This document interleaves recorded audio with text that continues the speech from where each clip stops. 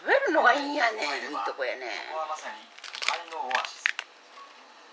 ここはね、すぐ千鳥ヶ淵なんですがね、ほんのちょっと前はイチョウモミジの絨毯で、黄金色だったらしいですがね、ちょっと古い、ね。取れるん、それも一緒に。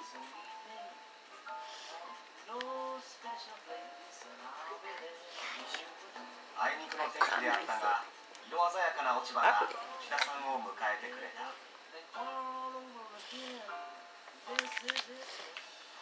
日はね、あれだと犬の絵うまい？とんでもない場所に、かける。竹橋のね、交差点のさ、下におかえり。ちょっとアニメキャラっぽいけど。餌とこれと飲むっていう感じになる。